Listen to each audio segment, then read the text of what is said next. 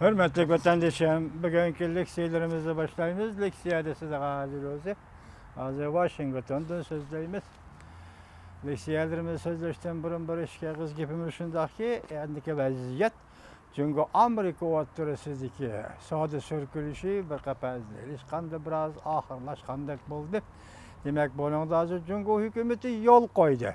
Demek çünkü hükümeti yol koygan ahval aslında. Hazır Cumhuriyet Amerika oturusu münasebetleri ahırlar. Yani şunun münasebetlik vaziyet. Ya ondan keyin ki yani yeniden bakılıp, yeniden üst bir yaka götürülüp çıkıvatkan vaziyetke alakadar vakalar doğrusu leksiya sözleyimiz. Birinci mavzumunda Prezident Trump hemmini kokum talqan qildi, Rimirbo. Jungo ishni kang echivitidi, biroq Amerika qatorliq savdo urushi qiladigan davlatlarga echib etilmaydi. Mavzuliq televiziya filmi 4-oyning 10-kuni YouTube'da e'lon qilindi. Dunyo axborot qildi. Dedi, hozir savdo oxirlashdi dedi. Biroq Rimirbo dedi. Savdo sürkülüşü, kechiringlar, savdo sürkülüşü oxirlashdi dedi. Bunun qarta Jungoning gazeti Rimirbo dedi. Dedi ki biz ma'qul yo'l qo'ydik, echib etdik, lekin bu echib etganimiz Dünya Savdo Tashkilotining nizomnomasi xiloflik qiladigan davlatlarga echib etganimiz emas. Bu deganlik biz Amerikaga echib etganligimiz emas. Bu xabar 4-oyning 10-kuni bu televiziya film şekilde YouTube'da e'lon qilindi. Endi yana bir mavzuga o'zimiz qaytib kelaylik endi. Xi Jinping bu avda nutq so'zlab birinchi iqtisodni qadamma-qadam echitimiz, importni ko'paytimiz dedi. Mavzuda xabar 4-oyning 10-kuni Amerika ovozining Xitoy til programmasi e'lon qilindi. Xabar mundaq boshlandi. Amerika Jungoning savdo masalasidagi ixtiloflari cho'nqurlashgan bir paytda Jungoning raisi Xi Jinping yangi tadbir qo'llanib, Jungoning iqtisodini texmi kang echib etmoqchi bo'ldi. Xi Jinping haftaning 2-kuni, ya'ni mushu oyning 9-kuni mundaq ko'rsatdi. Jungo mashinaga mablag' solish jihati siyosatni qo'yib o'tdi. Bu yil import qilingan mashinalarga tamojna beji qo'yishning miqdorini kamaytirdi. Aqliy mulk huquqini qo'g'dashni yaxshilaydi. Bularning hammasi Amerika bilan Jungo o'tirisidagi savdoda o'tirg'a qo'yilgan talablardir. Reis Xi Jinping Haynanda bu oldi o'tkazilgan iqtisod minbarida mundaq ko'rsatdi. Beijing savdo qizil raqamini qo'g'lashmaydi. Eksport ko'paytishni umid qiladi.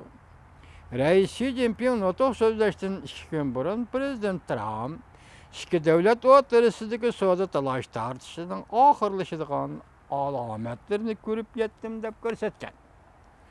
Amerika Jungo ikki davlat bir-biriga import qilingan tovar mallar o'zaro ustilab boj qo'yishni va boj qo'yish doirasini kengaytirishni takarlagan edi.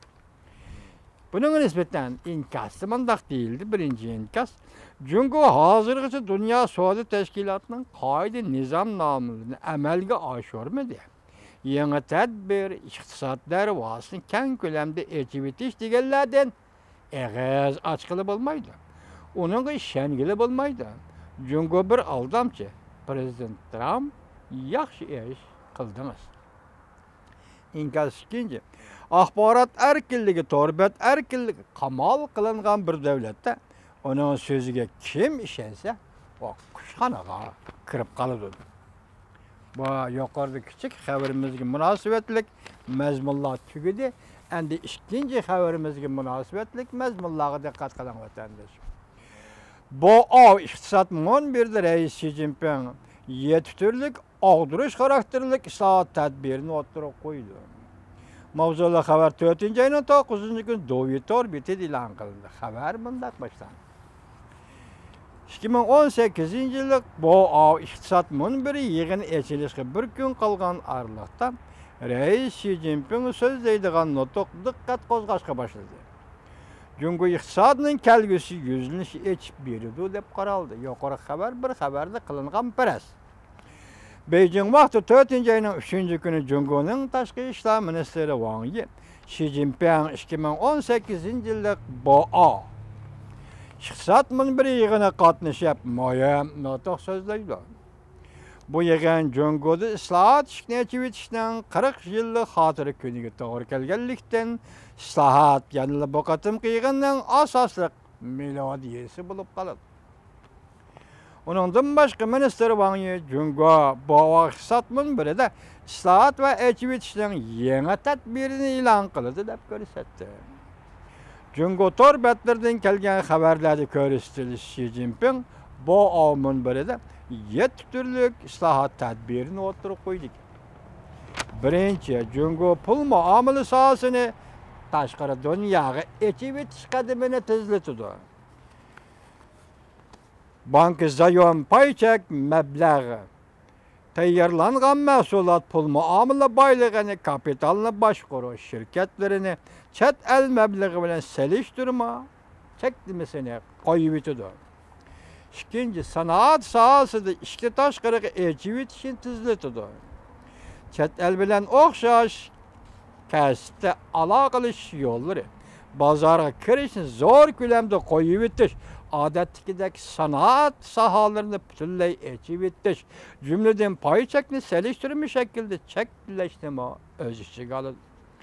Xabar, uçur, aloqa, tibbiy davolash, muarif, yaşanğanlarını kütüş, yeni energiya, mashina qatorliq sanoat sohalarini echib etadi. Uchinchi, mulozimat kasbining bu qism sohalarida echib etishni tezlatadi. To'rtinchi, Jungo mulkchilik huquqini qo'g'dashni, bo'libmi aqliy mulk huquqini qo'g'dashni kuchaytirdi. 5. Jungo import qilishni ko'paytirdi. Mashina tamojna bajini tartibli holda azaytirdi.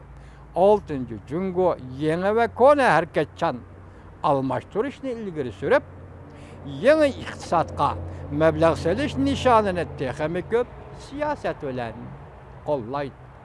7. Jungo davlat ichida shirkatlarning boj yukini, bo'libmi yuqori texnikalik sohalarning jumladan yerim o'tkazgich, tayyor tok yo'l simlari qatorliqlar qo'yilgan bojni azaytirdi.